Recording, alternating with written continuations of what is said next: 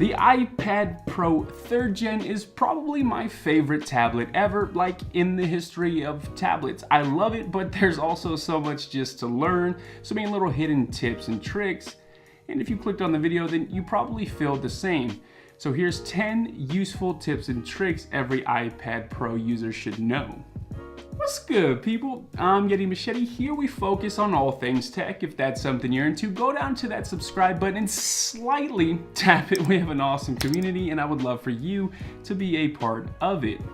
Tired of wasting countless milliseconds of your life searching for that power button? Use Tap to Wake instead. Now, on occasion, Face ID will fail, but instead of entering your password after every single failed attempt, just simply swipe up to rescan with Face ID. Now, this next tip has to do with gestures, and it's something that I see a lot of people doing incorrectly, myself included. Up until recently, I always thought it was a flawed, cumbersome way of doing things. Now, I'm talking about getting into your opened apps. The proper way of doing this is to simply swipe up from the bottom to the middle of the screen and then just let go. Figured I would include this for those that were messing up doing it improperly like myself. Now, there's no denying the iPad Pro has monster battery life, but when you do have to charge it back up, you want it to charge as fast as possible, right? Well, get yourself a fast charger. You want to get like a 30-watt adapter, which Apple conveniently left out and instead gave us an 18-watt one. Now, Apple charges $50 for their fast charger, but I'll post some much cheaper options down in the description. Did you know that you can drag and drop text, images, and other files from one window to another when in split view mode? Now, you can also drag and drop multiple items at once as well. Simply drag and drop one item, keep selecting everything else that you want to move over. When done, just let go and all your files will transfer over. So split view mode is nothing new, but did you know that you can do the same exact thing with 2 Safari windows? It's dope. Just tap and hold on one tab, then drag it over to the side and let go.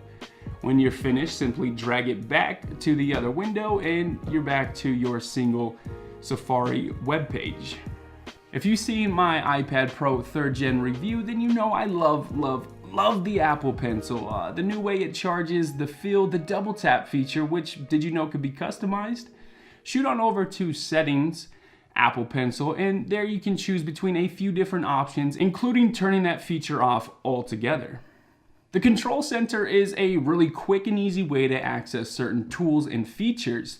You can customize this by heading on over to Settings, Control Center, and then tapping on Customize Controls. From here, you can add a bunch of other tools like Screen Recorder. So while you're in the Control Center, there's something really cool that you can do here. You can tap and hold on some of these icons. They'll expand and just give you a bit more functionality and options. If you take notes or draw frequently, then definitely consider getting yourself a matte screen protector. There's no need to spend an outrageous amount. The one I picked up here was under $10. It came with 2 just in case you fucked the first one up. Now, a matte screen protector is just going to give you more friction and a more natural feeling and sounding drawing or note-taking experience.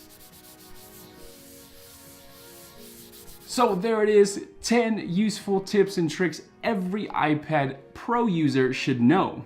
Got a tip or trick? Drop it down below and let us know. If you enjoyed the video and want another 10 tips and tricks, give this video a thumbs up. And if you disliked it, hit that dislike button twice.